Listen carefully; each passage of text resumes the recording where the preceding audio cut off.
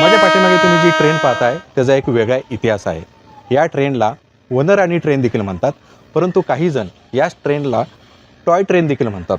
पाहायला जर गेलं तर या ट्रेनचा इतिहास पाहायला गेला तर 1974 मध्ये ही ट्रेन सुरू झाली होती आणि सुरुवातीला 50 लाखांचा जो महसूल आहे तो जमा केलेला होता।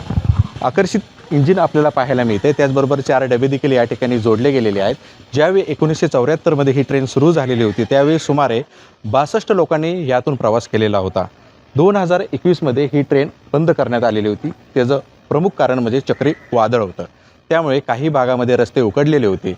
ही ज्यावेळी ट्रेन सुरू होती त्यावेळी झाडांची पडझड झालेली होती आणि त्यामुळे काही झाडे जी होती ती रुळावर पडलेली होती, त्यामुळे ही ट्रेन बंद करण्यात आलेली होती। सुमारे 4 वर्षानंतर 4 ते 5 वर्षानंतर ही ट्रेन पुन्हा सुरू झाली। केंद्रीय मंत्री जे आहेत पियुष गोयल यांच्या हस्ते गेल्या शनिवारी उद्घाटन झालं आणि मोठ्या प्रमाणात या ठिकाणी पर्यटकांची संख्या देखील पाहायला मिळते। खरं तर उद्यान प्रशासनाने याची वेळोवेळी दखल घेतली आणि मुंबईकरांच्या सेवेसाठी ही पुन्हा ट्रेन सुरू केली। त्यामुळे निसर्गाच्या सानिध्यात जाताना किंवा निसर्गाच्या सानिध्यातला आनंद घेताना अनेक मुंबईकर ते अनुभवत आहेत।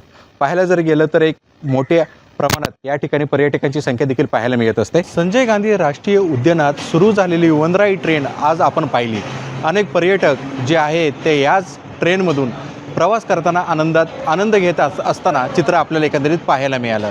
त्याचबरोबर लहान मुलं देखील आपल्याला पाहायला मिळाली। कॅमेरामॅन संतोष कडलकसह मी प्रसन्नजित जाधव, LS मराठी, मुंबई।